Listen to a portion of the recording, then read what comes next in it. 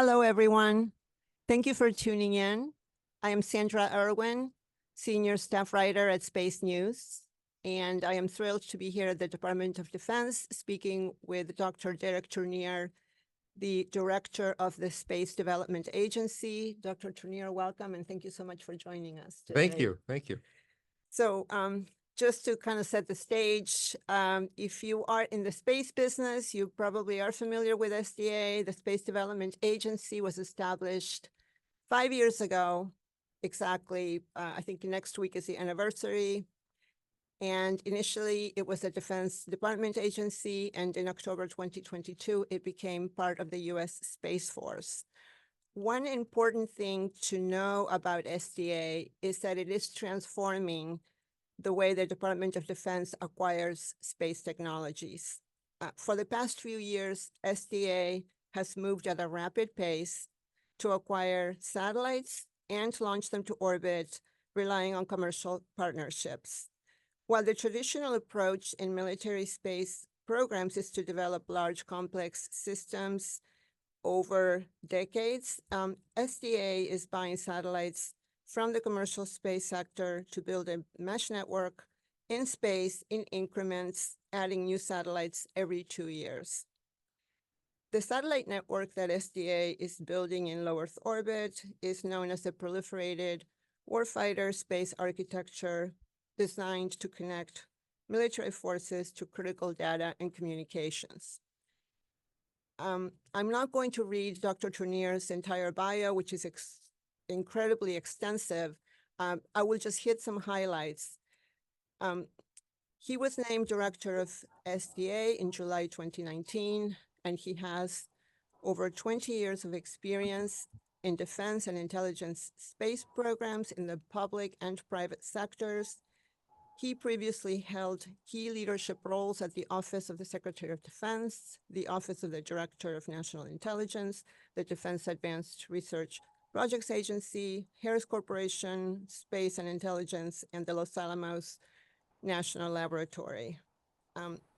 While he is no stranger to this audience, Dr. Derek Tournear, there's a few things that maybe some of you may not know about him, and one of them is that he served in the Navy as an enlisted sailor aboard submarines before he launched his career in defense and space. And another thing that a lot of people may not know is that he is a certified welder, so he is no stranger to working with heavy equipment. And I heard that you welded a small satellite for one of your program managers. It hasn't fallen apart yet, so there you go. So that's very cool, and I just learned that, so it was really exciting to learn that about you.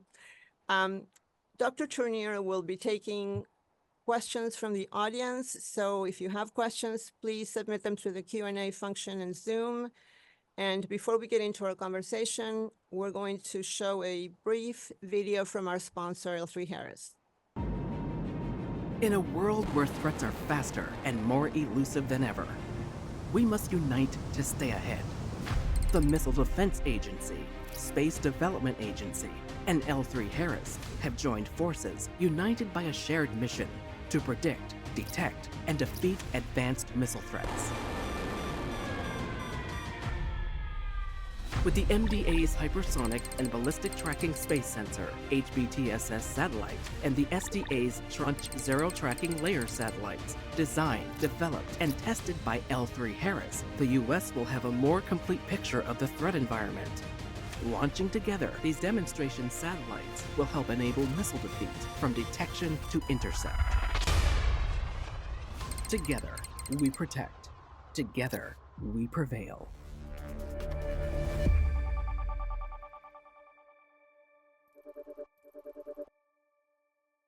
So I wanted to ask Dr. Tournear to start off our conversation today to kind of go back 5 years ago when you became director of SDA, and what were your expectations? What was your vision back then for SDA? And when you look, what's happening now, is the reality aligned with those expectations? Have you exceeded your expectations? Kind of what are your thoughts on what's unfolded since you've been in this job? Yes, it's definitely been a wild ride. So if we go back to 2019, so I was not one of the initial three that founded and started SDA. Fred Kennedy was the initial director, and then the two individuals that he brought over from DARPA. Essentially, SDA was a transition from DARPA. Were Miss Heather Campbell, who's now the director of staff at SDA, and then Ryan Frim, who's the deputy at SDA. And so it's those those two stayed while Fred moved on and have really grown the agency. In fact, I'm kind of a math nerd, so I was trying to figure out if you take those three and you raise that 3 to the 5th power, you come up with 243. The number of people we have at the Space Development Agency right now is about 322. So not quite works out. The math doesn't work out perfectly, but it's close. So I thought that was an interesting data point. Back in 2019, SDA, there was a lot of discussion on whether or not we would survive at all, whether or not we would get any initial funding. We started with no funding. And then the question was, well, would we survive administrations? So my expectations at the time were, let's just put together a vision of what what could be accomplished, and try to focus on the two key elements that we've always focused on: beyond line of sight targeting directly for the warfighter, and then the advanced missile detection and tracking. And from there, we had some lofty goals. We had an industry day that in 2019, that's that summer in July, right after I came on board, and we showed the vision to industry. And at that time, we thought that we thought we may get a few solicitations and push forward, but we would likely be absorbed in other ways, and there was no way the department would ever agree to fund a 5-year dollar plan that included several billion dollars a year over 5 years. It turns out that no, everything aligned, and the department got behind it and said, we will support it. And we progressed forward. So if you look at that, that's certainly exceeded my expectations. Tranche 0 is now up and operational with 27 satellites on orbit. One satellite as a software test bed on the ground. Demonstrated Link 16 from space. That exceeded my expectations. We did not expect to be the first ones to do Link 16 from space, but we were. And now that we're doing the missile tracking mission and collecting those data, we always knew we would do that. So that was part of the mission that met expectations. So I think we're doing well there. But I had no idea after we transferred into the Space Force the momentum that we would garner. So now, the Space Force has got behind us and said, we want SDA to essentially show us how to do all of these different space missions in the future. And so that is why from Tranche 1, where we're flying about 160 satellites, to Tranche 2, where it's almost 300 satellites, that's why we've had that growth, because the Space Force really got behind and said, no, we're betting on SDA to be successful. So it's definitely exceeded my expectations. And the reason it has is we've gotten such a motivated team at SDA, because we're all focused on the mission of delivering those capabilities. So everybody comes to work every day focused on one thing, and that is getting those satellites up there so we can deliver capabilities to the warfighter. And that just makes us go so quickly and deliver everything on time and keeping our budgets. Great. So you mentioned the 27 satellites that you've launched. You had 3 launches. One of the things that's unique about SDA's architecture is that you have a transport layer. So all the satellites are supposed to talk to each other, and they're interconnected. And you've laid out a plan for putting optical laser links on all the satellites. So can you give us a sense of how is the testing going with optical links? When are we actually going to see like a real, transporting data around satellites, kind of like, when are we going to see that demonstrated? And what are some of the lessons that you've learned from these 3 launches and the 27 satellites that you have on orbit? Sure. So our first demonstration of a laser comm, space to space laser comm, actually went on the Mandrake mission. That was that was a joint DARPA Space Development Agency demonstration, and we did that in 2021. We demonstrated that we could do that backbone of a mesh network with just 2 satellites talking with laser communication back and forth. Right now, with our satellites on orbit, we're going through test and checkout through still the majority of our satellites. The SpaceX tracking satellites that were launched with the York satellites in the beginning they're taking tracking data, and they've also demonstrated that they've been able to acquire, point, and do some initial transfer of data. So we've got from the laser crosslinks. So we have an initial proof of concept on the Tranche 0 satellites already that we've been able to do that. We have not done it. The next satellites up will be the York transport satellites. Right now, we've been telling York, focus everything on Link 16 during the Link 16 demos. So we haven't done the crosslink demonstrations with York yet.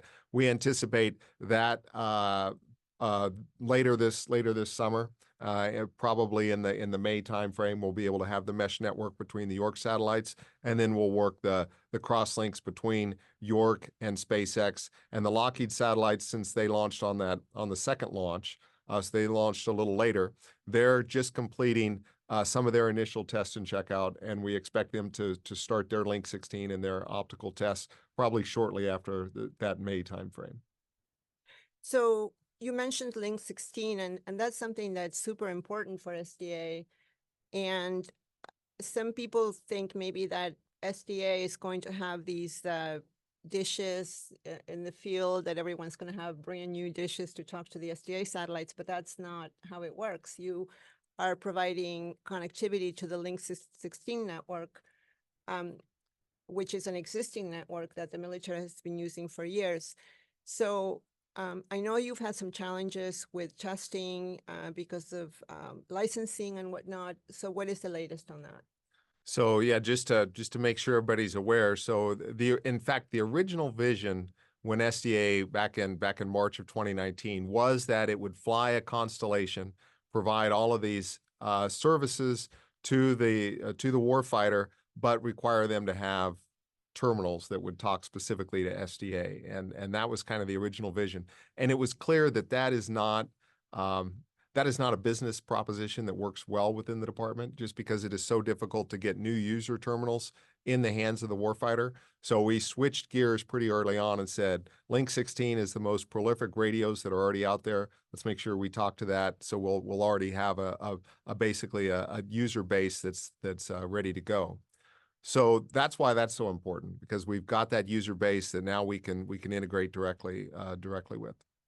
And so a lot of that has been pushing forward and moving on that. Now the Link 16, we still do not have authority to do our Link 16 testing from space over national airspace. And that's something that we're working closely with the FAA and NTIA, and that's across the DoD working these issues to kind of test that out. Primarily, the FAA wants to make sure that we have compatibility features that are tested on our satellites so that we can't interfere with any radio navigation aids.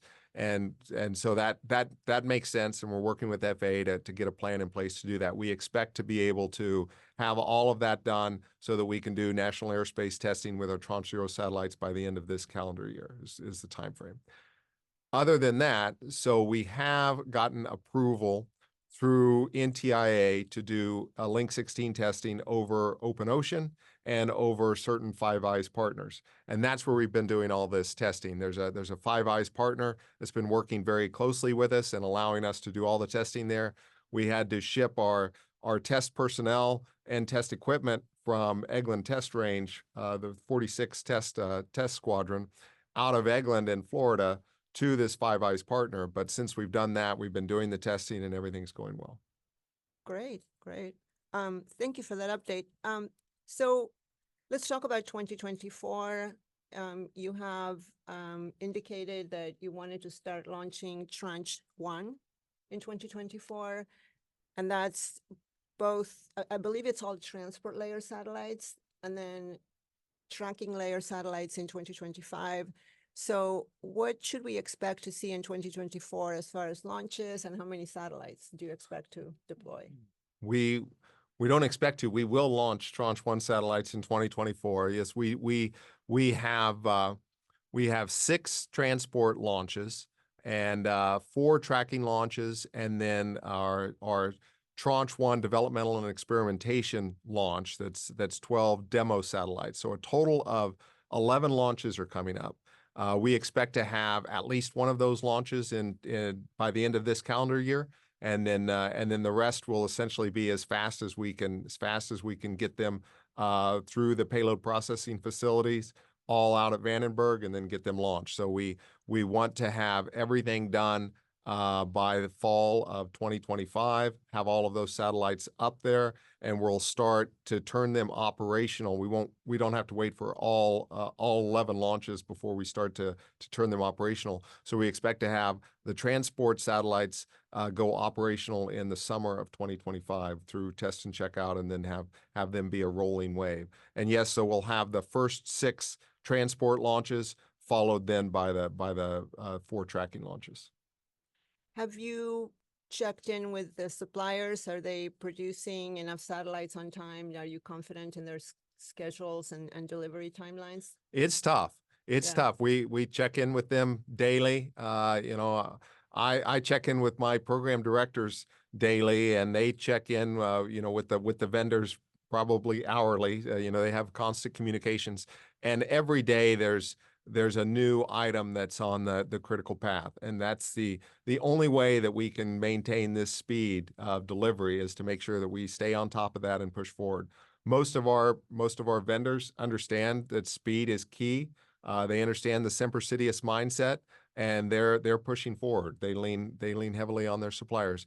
There's been news about certain tier 3 subcomponent suppliers that have financial issues and things like that are vendors for the Space Development Agency. They're tier 3 suppliers to some of our bus vendors, and so those are issues that we constantly have to work. For Tranche 0, COVID was a major issue, not only on the supply chain side, but just getting people in the factory and getting the satellites built. We've gotten through most of that, but there's still just the ramping up these production from a handful of satellites to hundreds of satellites puts a strain on the industry, and they're responding, but it's not easy. We heard from the Assistant Secretary of the Air Force for Acquisition, Frank Calvelli, and he said, I've had enough with the excuses. I don't want to hear about any pandemic delays anymore. People should have figured it out by now. So is that message getting through to your supplier base? Yes, it is. Secretary Calvelli. So he's my boss, and he's the best boss I've ever had. Anyone could ever hope for. But no, he is he's a great partner in this, and that is he understands the difficulty, and he's helping to carry that message that we don't care about excuses. We care about capabilities delivered on orbit, and that's what we want to see. That's what the vendors are on firm fixed price contracts to do.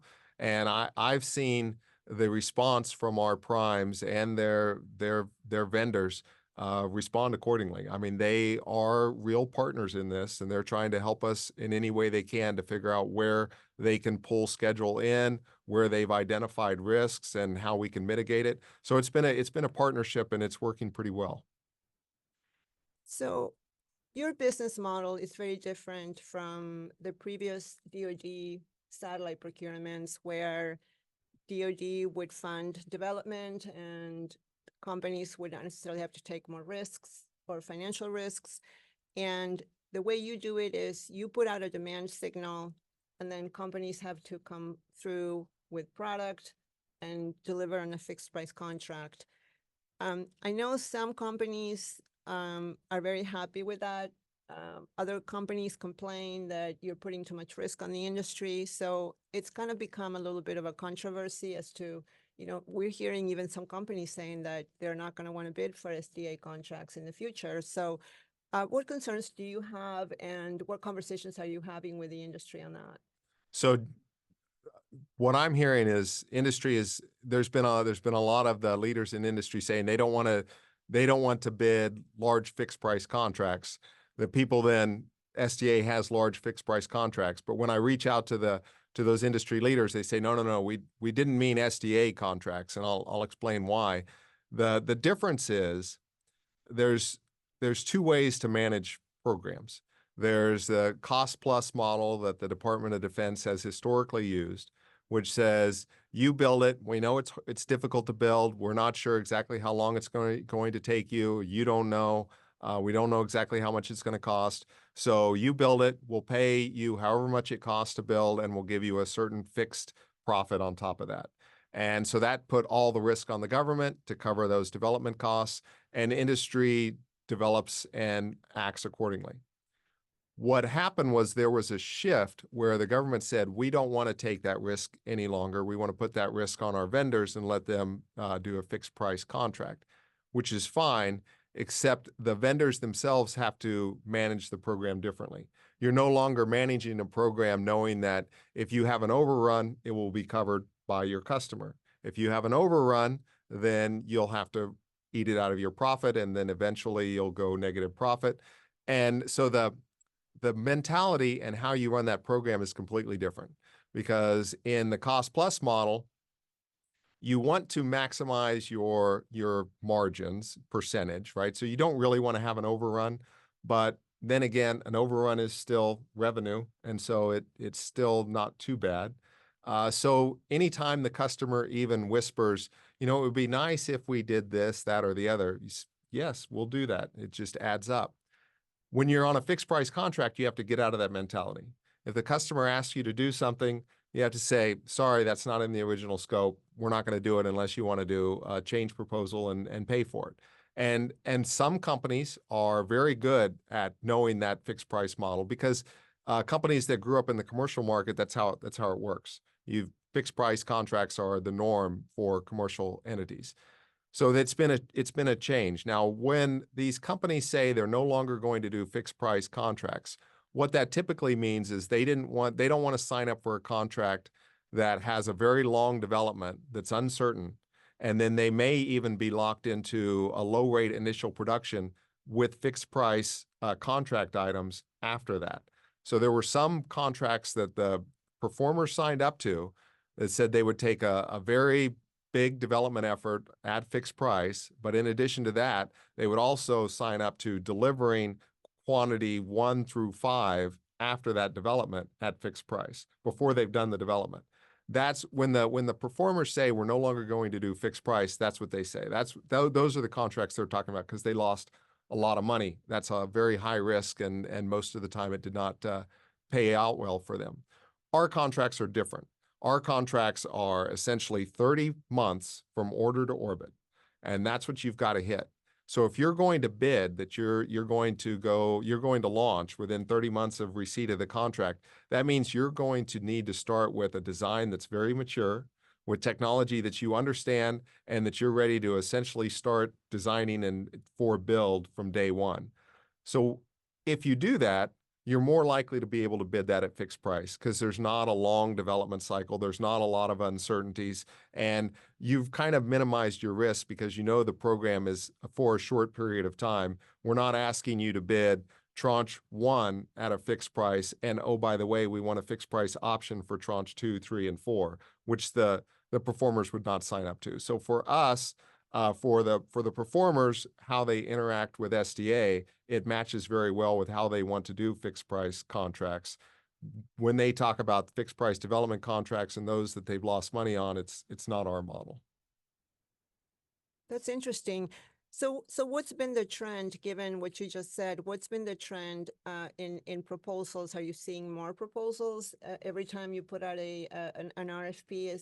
Is participation increasing in the industry? I mean, we just saw some new providers, Rocket Lab and Sierra Space, which we'd never heard of as far as getting DoD satellite contracts.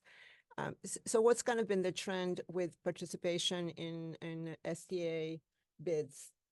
So for tranche 2 tracking, which are the ones that we awarded Rocket Lab and Sierra, we actually saw a huge increase. I was surprised by the number of proposals that we saw. So that really speaks to a market that's healthy and driving. And yes, we had 2 new vendors on Tranche 2 tracking. That also, surprised me going into that source selection. We had a strong incumbents on Tranche 0 for tracking, strong incumbents on Tranche 1 for tracking. And so you would assume, well, Tranche 2, excuse me, was going to look a lot like your Tranche 1 incumbents, which were L3 Harris and Northrop Grumman are the tracking incumbents on Tranche 1. That's not who we ended up with on Tranche 2. We ended up with L3 Harris, but then Sierra and Rocket Lab. And that is a trend that we've seen a lot. We saw that also with Tranche 1 Beta, which was, it's a new tactical SATCOM. The only thing we've done in the past that's similar to that is our demonstration experiments. So there wasn't a large incumbent base, so we saw a lot of new entrants there. Tranche 2 Alpha, which is very similar to our Tranche 1 Link 16 satellites. We didn't see as many in that one, which is a little understandable because there weren't a lot of changes. So, people assume when they do their probability of win that the incumbents have a good edge. And so for that one, we actually did go with the incumbents for our Tranche 2 Alpha, the incumbents over Tranche 1. But going forward, we see new vendors every day come talk to us and show us, look, these are the buses, these are the payloads that we've developed on our own or under commercial contracts, and we think we're ready to bid on the next tranche. And so we're excited to see that healthy marketplace. Do you read all the proposals? I read all of the technical. I myself read all of the technical volumes, and then I look at the highlights of the cost volume. But obviously, we have a source selection eval team that digs heavily into every single proposal, looks at all of the appendices that come in and dig into the cost volume, and then they usually provide summaries for the eval, for the senior level review to help make decisions. Yeah, that's always a fascinating issue for people, is the source selection. I mean, these are people that work for SDA, full-time SDA employees, or do you have other members from other government agencies as well? Both. So the majority of our core source selection team are SDA employees that are full-time SDA, but we always have folks from outside. So for example, on tracking, we're teamed very closely with the Missile Defense Agency on that. So we brought in folks from Missile Defense Agency to help us with source selection, especially on the fire control side of tracking. So for Tranche 2, we have 48 tracking satellites. Those are missiles that tell you if you have a maneuvering missile, it's going to tell you where the impact point is. Fire control satellites, we have 6 of those on Tranche 2. Those tell you along the entire path how you could intercept it. And Missile Defense Agency obviously knows that mission very well. So we brought them as subject matter experts to help us. We've also brought folks from Space Systems Command to help us in source selection for both the transport and the tracking side. That's interesting. So let's talk about pricing. You have set some price points for the transport satellites, 14 to 15 million per satellite. For the tracking satellites, around 42 million per satellite. Which those are prices that, they're unprecedented in DoD space programs. I was just curious if you can talk about, since you set those price points, have you run into some pushback from the industry, given the inflation and all the, everyone's costs are going up? Do you foresee a point when you maybe have to revise those prices? So those price points have been holding pretty well. If you look at our transport costs from Tranche 0, 1, and 2, pretty close to those numbers. In fact, they've gone down a little bit. And just to comment on those prices, so those aren't just the prices for the satellite, right? Those are the prices for the entire satellite, with all of the ground that the vendor performs and all of the testing that the space vehicle vendor performs, all rolled up into that. So that's that's very competitive pricing. So obviously, I would be wary of any vendor that would not say, if you gave us a little bit more money, we could do a little better, right? That's the nature of being a salesman. So I'm not surprised. There are people that always say, if the prices go up, you can get more capabilities. But to date, We've been getting proposals back that are hitting those price points. We assume that trend will continue because the technology will continue to drive those prices down. As the market grows, there'll be more volume for the subcontractors and the tier 3 providers to be able to continue to drive those prices down. And only when we start to add new capabilities will we essentially lose some of that price downward trend and then bring that back up by adding capabilities. That's why we think the price should be relatively flat. Great. So I do want to ask about the DoD bureaucracy, because that's been a topic for you for a long time. And you mentioned earlier when you first became director of SDA, there was some questions if SDA would even survive. There were people that wanted to shut it down. So here you are. And then just recently you wrote a social media post saying that there continues to be criticism. Did I? I don't recall that. Did I? And the status quo, the procurement status quo does not like the disruption. They do not like you coming in and shaking things up too much. So how do you feel now, 5 years into SDA, and why do you think there continues to be pushback? So I'm glad you gave me an opportunity to to talk about Clayton Christensen's book, The Innovator's Dilemma, because I always like to say that's kind of that's the inspiration for the SDA model. It says you cannot have a disruption in the way business is done or in industry from the inside. It has to happen from the outside, which is why the Space Development Agency was created outside of the main acquisition. And since then, we've been coined constructive disruptor because we're disrupting, but we're disrupting in a way that's constructive for the entire DoD space enterprise, which I think is important.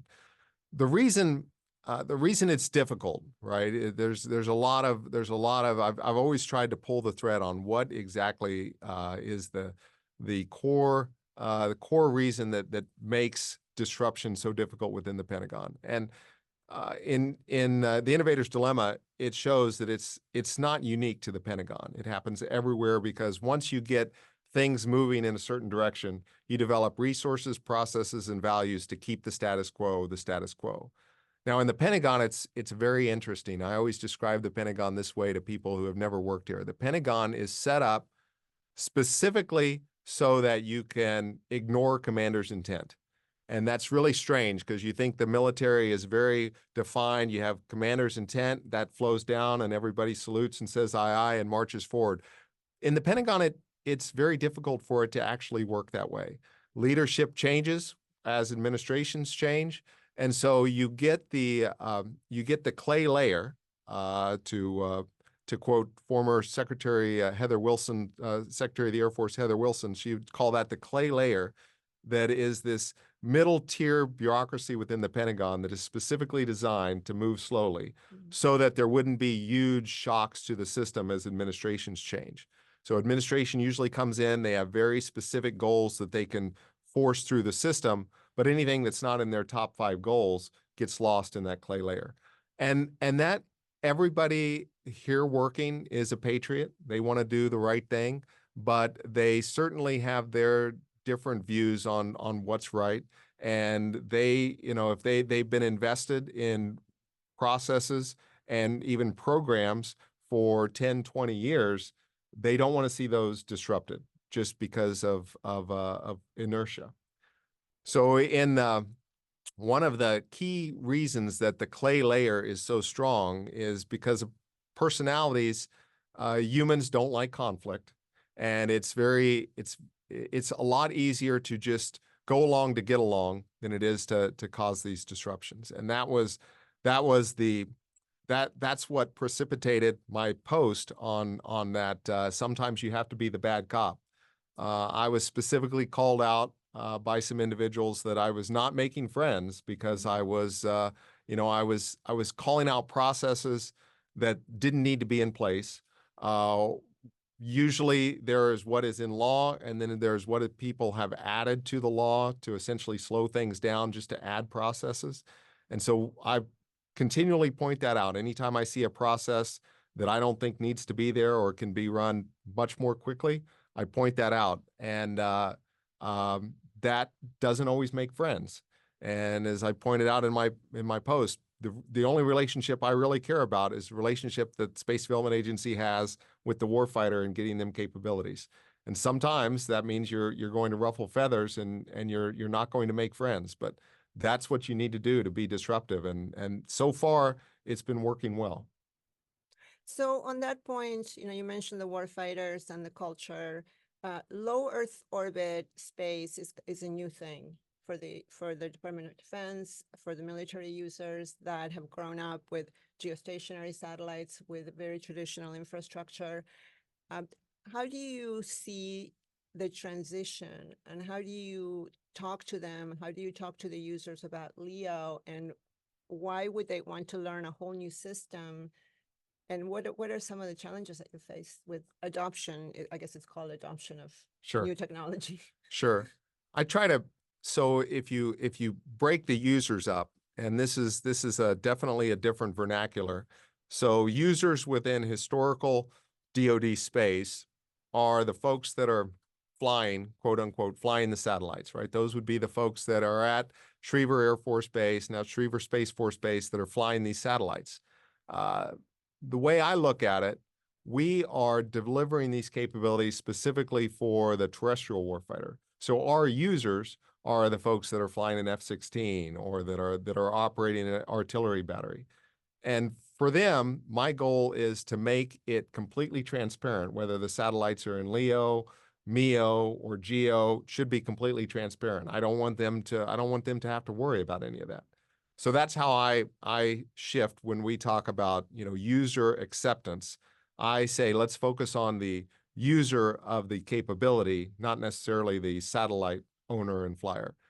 From that, don't worry about that. SDA has that. SDA will make sure that we fly and operate and maintain the satellites and keep the networks up and running, and we will go down to the actual warfighter in theater transparently. So want to try to make that completely transparent to them. And that's how we get user adoption. And it's also caused some problems within the department because people within the department that are doing their planning and budgeting, they expect, if you're flying a satellite system, they expect to be able to see some service along the line that has a user terminal that matches with that satellite system in their program, in their budget request. And if they don't see that, then they assume no one is going to use your satellites, because point to the Army user budget line that has the SDA transport layer user terminal in it. And it's taken a lot of education to get people to understand that everywhere there's a platform that has Link 16, that is an SDA transport layer user. They will be able to use the PWSA. You don't need a new budget line item for it. We're already integrated in. And so that's been a learning process, but that's how we're going to get the user integrated. Great. Thank you so much for that explanation. So we have a few minutes left, so I want to make sure that we bring in some audience questions. Do we have any?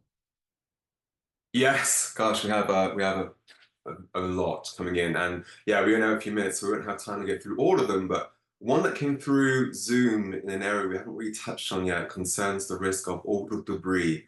So what is SDA doing to ensure its proliferated warfighter space architecture does not contribute to the potential for a Kessler effect? So we are, orbital debris obviously is a big concern. There's the orbital debris mitigation strategy policy that we sign up to that is U.S. government wide on how we'll mitigate that. We're at 1,000 kilometers. Most of our satellites all operate around 1,000 kilometers. So that means that we're above the natural decay of 25 years if you're at 600 kilometers and below. So 600 kilometers and below gets very congested because everyone likes to fly there because you'll naturally decay within 25 years. So we fly above that for various reasons. But the downside of that is we do have to have positive deorbit capability on our satellites. And so we've got that built into all of our satellites. At the end of our 5-year lifetime, we'll deorbit them. It's also one of the areas on why I believe that the future of these orbital servicing maintenance companies, I think is real. I think there's a real market for that. I would love to be able to write contracts for folks to be able to take satellites out of my orbit, take my satellites out and deorbit them and maneuver them, so I didn't have to worry about that level of mission assurance on all of my satellites. That would allow me to drive the price down, and I could use that price savings to pay one of these companies to do orbital servicing. So those are kind of the trends and the ideas on what we're doing to mitigate it. Thank you. Yeah, we have a lot of questions from people eager to get more feedback about optical communications. What can you say about progress with your optical ground terminal efforts? Have there been any testing efforts so far, and are there challenges that you've encountered already? So on Mandrake, our first demo satellites, we did some testing where we showed that we had some nominal acquisition and tracking on for those satellites, and we were successful in those demonstrations. We didn't spend a lot of time doing a lot of the orbit space to ground for those, but we were able to demonstrate that feasibility, it worked. That's certainly a goal, and that's one of our metrics on our Tranche 0 satellites. So we're going to perform that. We have a few optical ground terminals that are located throughout the globe, and we anticipate starting that later this summer. We'll be able to do the demonstrations from our space to ground links. Very good. Some of the bus vendors supporting SDA tranches have posted significant financial losses. Can you comment on how viable the SDA's push for FFP low price delivery of buses will be impacted by this reality, assuming these suppliers will adjust their business models in order to make a profit? So I talk to our primes and a lot of the subs, which are the bus vendors, regularly on, how well are your financials doing? Obviously, firm fixed price contracts, so they don't have to open their books to me. I don't have to see exactly what they're doing, but they're making money. They're maybe not all of them, but they are making money. Maybe not as high a percentage as they would like, but that's something that they know they have to work on with their manufacturing process. And a lot of that goes back to, you got to learn how to execute on a fixed price job. Just because the customer asks for something doesn't mean you have to say yes to it each time. Feel free to kind of push back and keep your profit margins where you would want them. But to date, I haven't seen anyone show any reluctance to continue to bid. They're making money, and they have plans on how they can get the manufacturability to get that profitability even higher. Very good. Thank you for getting through these so quickly. The proliferated warfighter space architecture has evolved through time. Do you see any possibility of it evolving into even more capabilities like SAR, imaging, radio frequency, ASAT, or even nuclear deterrence? So I do think that the proliferated LEO concept is something that the Space Force is fully embracing. And as the Space Force gets new missions, I think that the proliferated LEO application of that is going to be one of the first ways they look on how it could be solved. It's just, you get the resilience, you get the rapid tech refresh, and you get the ability to get a capability up there much sooner. And so because of that, the SDA's PWSA, our Proliferated Warfighter Space Architecture, will likely be the backbone and incorporate a lot of those new capabilities. But specifically which ones and the time frame on that, I'm not at liberty to discuss right now. Very good. And perhaps this is a two-parter here, and maybe to end on, unless we have more time, but what is the best way to become a new supplier to SDA with new cutting-edge commercial technology? And when the mission is so critical to US defense, how do you balance the risk associated with small, non-traditional vendors with great capabilities against the risk associated with sticking with no-name legacy vendors? Excellent. So that is when I talk about we want to go 30 months from order to orbit, and if we're buying close to 100 satellites at a time, we need someone that can come up with a very low risk, a very high maturity level solution, and that's what we emphasize when we do our source selection. And so by very nature, that means it's going to be difficult for people to bring in new technology and completely new concepts. On Tranche 2 tracking, we did that with with Sierra, and you can see that with Rocket Labs, new on those as well on Tranche 2 transport. But that's certainly an area that has folks with a lot of concern. So this is kind of the way we address that. Number one is by partnering. So we partner with DARPA, we partner with AFRL, we partner with the Missile Defense Agency. They are more suited to taking high technical risk, and they're also better suited for actually developing new technology. We will team with them and we'll say, look, if you demonstrate this capability, that's something that we'll include on our next tranche. As we know now that it's viable, we can push for it. So that's our primary method to do it. The secondary method is to team with industry itself. Say, look, these are the capabilities we want. If you burn down that risk with your IRAD investments, then you'll be well positioned for a new bid. And then finally, we have what we use is our demonstration and experimentation satellites. So we're going to be going out with a solicitation later this year for our TUDS, which is Tranche 2 developmental and experimentation satellites. The solicitation itself is actually called HALO, and that's going to be an IDIQ specifically for these concepts. We want people that think they have any kind of a capability to deliver new space capabilities, propose for that IDIQ.